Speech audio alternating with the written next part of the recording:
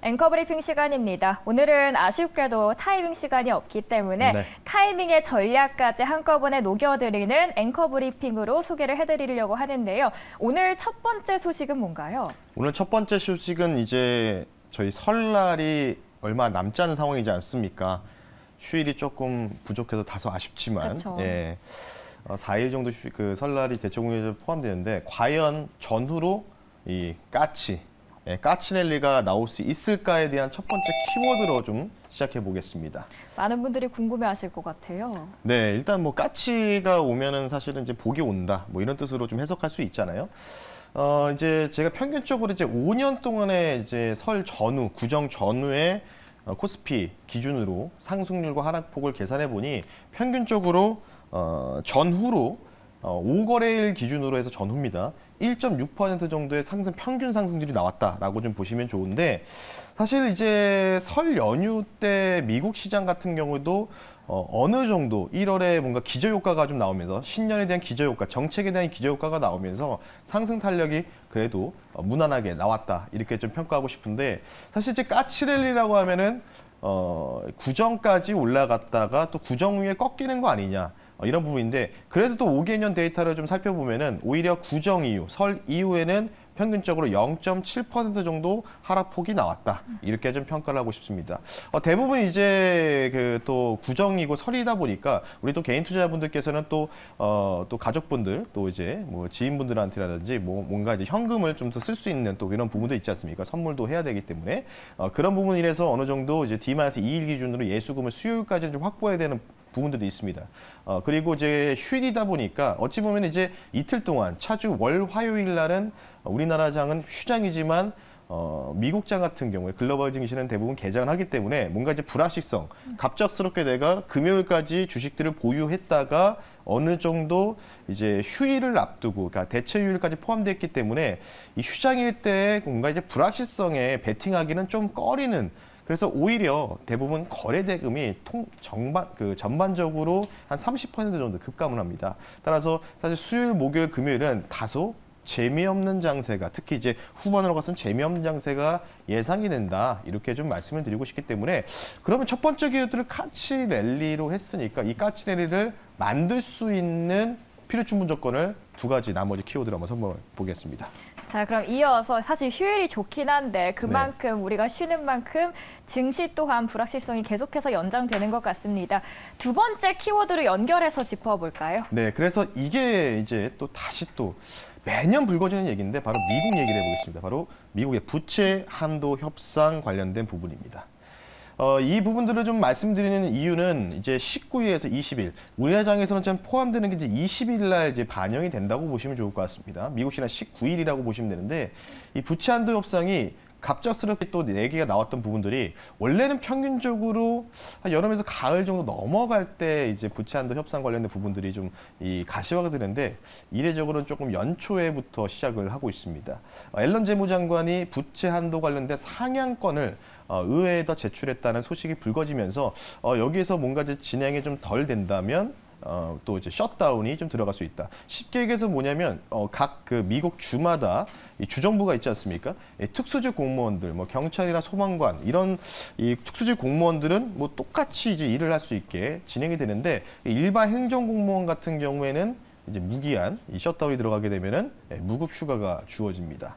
그러면 전반적으로 또 이제 지금 미국 경기가 좀 살아나는 판국에서 약간은 찬물을 끼얹은 듯한 모습이 좀 볼 수 있는데, 어쨌든 이 19일, 20일 날 지금 이제 메카시 하원 의장이죠. 거의 뭐 100년 만에 15차례 걸쳐서 겨우겨우 울며 겨자 먹기로 하원 의장에 선정됐는데, 지금 또 되게 재밌는 거는 이전에 트럼프 대통령 당시에도 셧다운이 좀 들어갔던 적이 있었습니다. 그때 당시는 공화당이 주정부였죠. 주정부의 여당이었는데, 그때는 또 민주당이 또 방해를 했고, 지금은 또 공화당이 현재 민주당 바이든 대통령의 행정부를 좀 방해하고 있는 듯한 또 모양새가 좀 보이고 있습니다.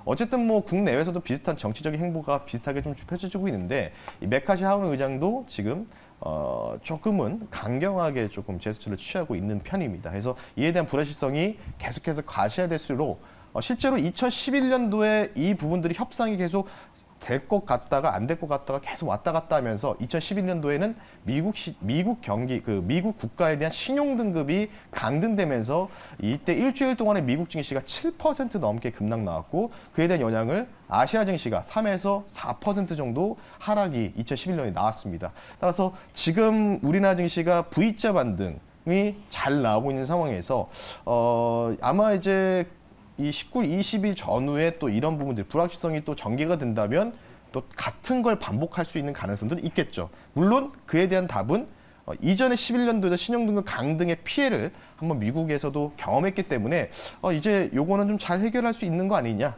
이런 또 이 부분도 있습니다. 따라서 미국 부채 한도 협상에 대한 키워드를 두 번째로 한번 선정했으니까요. 요 관련된 부분들 뉴스플로우 계속해서 체크하셨으면 좋겠습니다. 실제로 15번 만에 당선된 것 자체가 당 내의 분열을 확연하게 보여줬던 사례가 됐던 것 같습니다. 그 앞으로의 행보도 지켜보시면 좋겠고요. 마지막으로는 그렇다면 국내 증시로 넘어올까요? 네, 그래서 사실은 뭐 별거 아닐 수도 있는데 조금은 혹시나 좀 알고는 계셔야 될 것 같아서 세 번째 키워드 이렇게 정해봤습니다. 호가 단위 변경이라고 지정해봤습니다. 사실 이제 호가 단위 변경이라고 하면은 이제 우리가 거래할 수 있는 매매 호가에 대해서 뭐 1,000원짜리 미만은 뭐 1원 단위, 뭐 10원 단위 이런 식으로 돼 있는데 이게 사실은 이제 호가 단위 변경을 한국거래에서 21년도 초반부터 준비를 했던 과정이었고 실제로 그에 대한 서버 거래 관련된 프로그램이 엑스추어라는 명칭입니다. 이전에 이제 엑스추어 플러스 버전을 사용하다가 이제 엑스추어 3.0 버전으로 확장판. 뭐 쉽게 얘기해서 게임으로 보면은 뭐 스타크래프트 아실 거예요. 스타크래프트 알죠. 뭐 기존에 뭐 확장판에서 리마스터 버전 뭐 이런 식으로 이제 나온 거거든요. 좀 더 이제 호가를 좀 촘촘하게 만들어서 이 거래 관련된 부분들을 좀 투명성을 높이겠다는 한국거래에서 의도인데 이게 지금 어떻게 바뀌느냐 자료 한번 보시면서 간단하게 한번 말씀 한번 드려볼 수 있겠습니다. 자, 이제 호가 단위 변경은 어떤 식으로 변경하게 되냐면 이렇게 좀 나와 있습니다. 지금 이제 좌측과 우측 현행인데 사실은 뭐 이제 우리 개인 투자자분들이 대부분 시총이 좀 작고 이런 부분들이 있고 그리고 10,000원 내외의 종목들을 많이 거래하시다 보니까 이 호가가 촘촘하다는 거는 무슨 뜻일까요?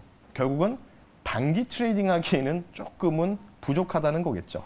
예, 그런 부분들이 있기 때문에 아마 근데 제가 조금 이제 우려하는 거는 그래서 최근에 증권사 HTS가 주말에 업데이트를 그렇게 많이 하고 있습니다. 왜냐하면 호가 단위 변경에 관련된 또 로직을 다시 또 거래소에서 받아야 되기 때문에. 그러면 그렇다는 얘기 뭐냐면 여기서 주목해야 되는 게 수급적인 부분들이 우리가 알고 있었던 거 대비해서 약간은 좀 다르게 변형될 수 있다는 거죠. 지금 시장을 주도하는 부분들은 이 차익과 비차익, 프로그램 매매 관련된 부분인데 이 로직이 호가가 변경되다 보니까 뭐 외국계나 기관 쪽에서도 이 프로그램 로직 관련된 부분들도 지금 계속해서 열심히 변경 관련된 부분이 있습니다. 시간이 좀 필요하겠죠. 한 2주에서 한 달 정도 필요하기 때문에 그러면 무슨 얘기냐? 중소형주는 오히려 주가 상승, 뭔가 뉴스가 나오면 이 종목이 한 15에서 20% 정도 급등 나와야 되는데 생각보다 못 가네. 호가가 촘촘하니까요.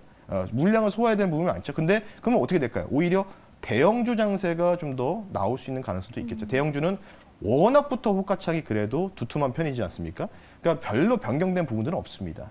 예, 그래서 이전에 그 20년도 말에 뭐 애플카 이슈 나오면서 여러 가지 이슈들이 나오면서 뭐 현대모비스, LG전자가 상한가 들어가고 삼성은 10만 원 전자 갈 때 물론 그 정도의 유동성과 지금 현재 다르지만 그러한 장세가 또 다시 한번 연출될 가능성도 우리가 배제하면 안 된다. 그래서 갑작스럽게 된 프로그램 매매의 그런 부분 로직이 바뀌기 때문에 기존에 알고 있었던 부분 대비해서 좀 대비하기는 조금은 힘들 수도 있다. 수급적인 부분에서.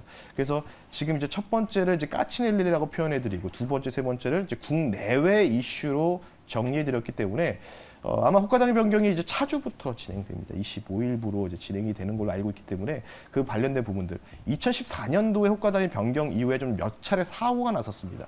거래소에서 3시 그때는 3시장 종료였는데 3시 21분에 끝났었어요. 종가가 3시에 끝나는 건데 그러니까 그 전에 이 동시호가라든지 이런 부분에서 거래 내역이 밝혀지지 못한 상태에서 그냥 한 번에 그냥 거래가 되다 보니까 3시 21분 이렇게 몇 차례 쓰면 사고가 있었기 때문에 물론 이제 사고는 없겠죠.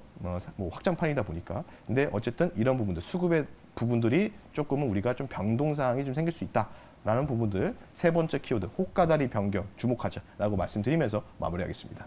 네, 휴일을 앞두고 증시가 어떻게 변할지 불안하셨던 분들 많으실 텐데요. 오늘 이렇게 세 가지 이슈로 요약을 해드렸습니다. 오늘도 마켓 타이밍도 없기 때문에 저희는 앵커 브리핑 통해서 녹여드렸습니다. 지금까지 앵커 브리핑이었습니다.